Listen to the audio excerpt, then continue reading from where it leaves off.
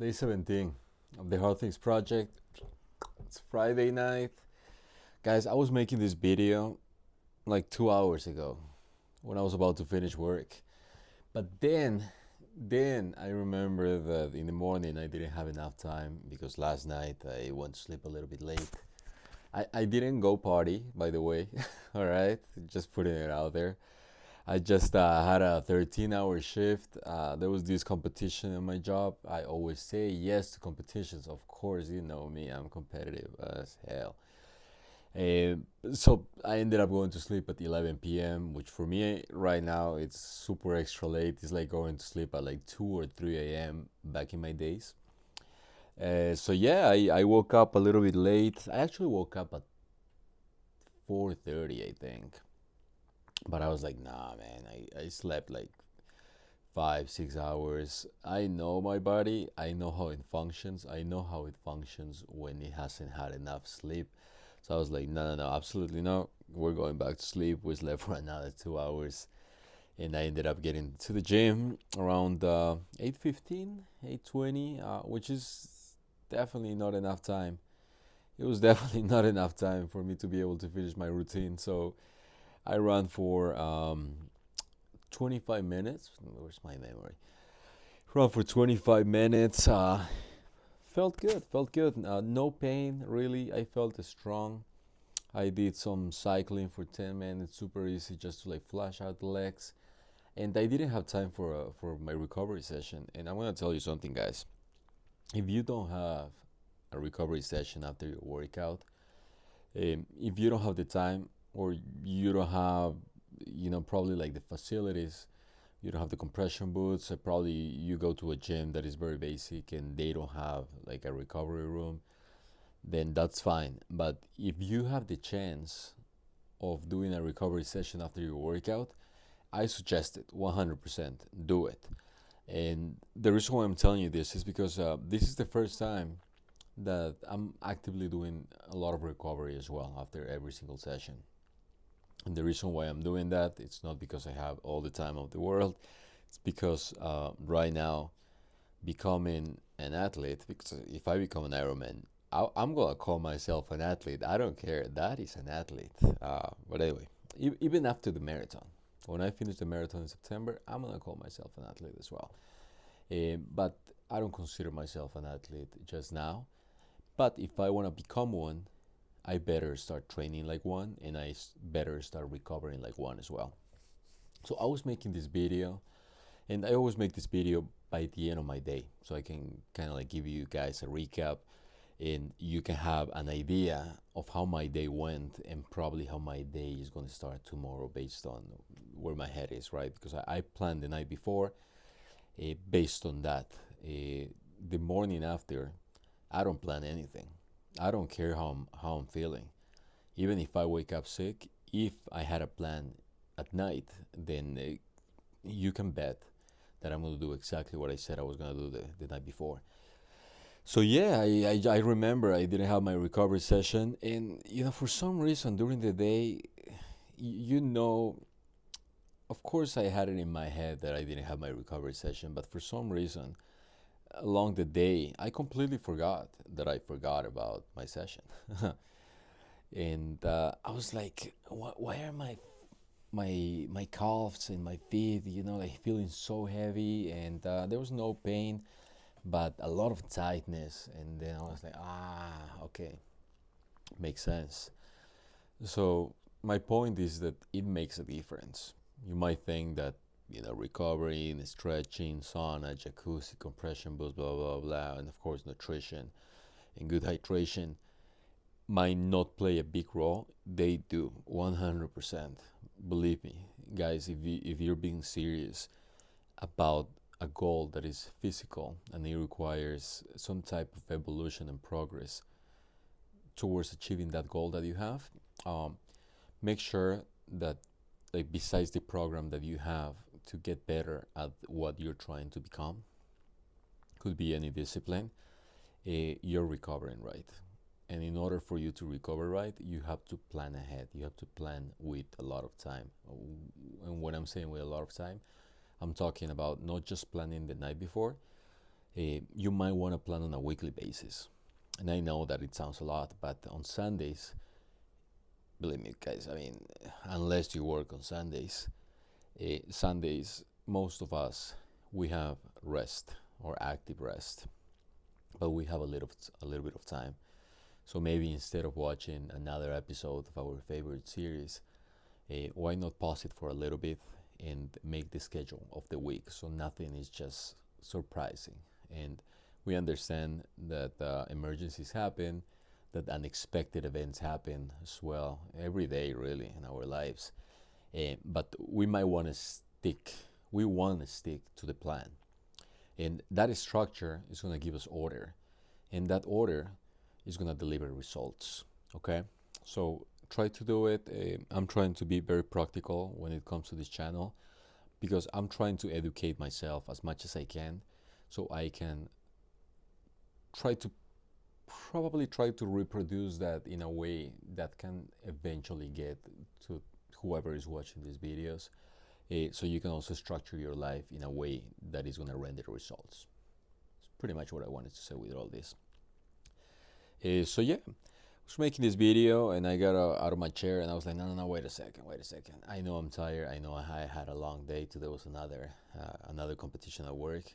And when I say competition, I'm talking about, it's not the most important thing for me, but hey, the holidays are coming and, there's a lot of people that I love a lot. And I'm not the most material guy, but if I can give them my thanks, because I'm not a very affectionate guy. Okay, I don't love hugs. I mean, everybody does. I do, but kind of like, let me be, you know. So giving gifts is a way that I demonstrate my love. I know that for some people it's like, oh man, it's not supposed to be like that. Well, for me it is. And so yeah, if I can have a little bit extra cash to make the holidays a little bit more jolly, then why not, right? But yeah, today was another long day, but after that I was like, wait a second, before I make this video, let's make sure that I do what I say, because I cannot come and sit in this chair and talk to you guys and don't do what I say I'm supposed to do. And that is not the reason why I'm going. Once again, my discipline and my consistency, I owe it 100% to the big guy up there. And everything that I do every single day is just to honor him. I made a promise to him, and I made a promise consequently to myself as well, that my discipline and my consistency are gonna honor God every single day. I don't do it because I want to ask something from him, but because I believe it is something that also at the same time is going to strengthen me, but at the same time is going to deliver results in a faster way. And throughout all these chapters and all these conversations, you're probably going to get to know me very well. I'm probably going to start talking a little bit more about my life as well. So this is kind of like probably going to become like a diary as well, in a sense. And hey, maybe even like a biography for the future. We don't know. But we're going to go little by little so you can get to know me. But I had ups and downs, and I had huge ups and I had huge downs, and every single time it's been a little bit more difficult to recover from those downs, because you're not as young as you were before, and you cannot keep taking the same risks as when you were in your 20s. But in my case, I kept going, I kept risking. So I will recover, I will create something, and then I will fall again. And it's been like that for like 15 years now. And now that I'm getting into, almost like the 32s, 33s, I'm like, okay, I have to be a little bit more careful. So the fact that you have limits now, because you know that now you're in your 30s and you cannot risk that much, also means that when you fall, it's also getting a little bit harder to recover. And the last time was a very painful one. was a very painful one. I believed seriously that that was going to be the project of my life. And guess what? It didn't work. It didn't work. It didn't work. It didn't work. And hey, I was surprised, but I should have been, because I understand that it was not my best version yet as a person. So I needed to continue failing in order to become somebody better, maybe the person that I am today. And do I think that this is my final version? I couldn't say. I don't think so. I couldn't say, but I don't think so. But I definitely feel like I'm a way better version than the person that failed the last time, and definitely way, way better than the person that failed 2 times before and 3 times before. So every single time that I fail, um, I get up and I recover and I become somebody else, somebody that I'm prouder of, somebody better in a lot of senses. But it definitely gets harder. It's getting a little bit harder. And this time, when it was getting very, very difficult, that's when I finally got to meet our Creator. I felt it for the same time. And guys, I respect all religions, and I also respect people that say they don't believe in anything else but themselves, so they don't believe in anything. I respect it 100%. But guys, if you speak with a true believer, somebody that has experienced that feeling of feeling something that we will probably never understand, because God, He's not governed by the laws of our universe, right? So it is impossible to understand how big He is, how infinite His presence is in comparison to us. We come to this world, we live, we experience. Some of us have the luck of reproducing, having families. We create memories, we create experiences. We suffer, but we also love. But that has an end. We are governed by time and space, so we have limits. But there is also a lot of beauty in that. But at the end of the day, we're just nothing in comparison to our Creator. And when every single thing that you have in the world, it really doesn't matter anymore, and you feel like you're alone and there is just nothing, and you could be surrounded by hundreds of people and you still feel alone, and all the noise disappears and you get to experience that feeling, even though you don't see it and it's not something physical that you can touch.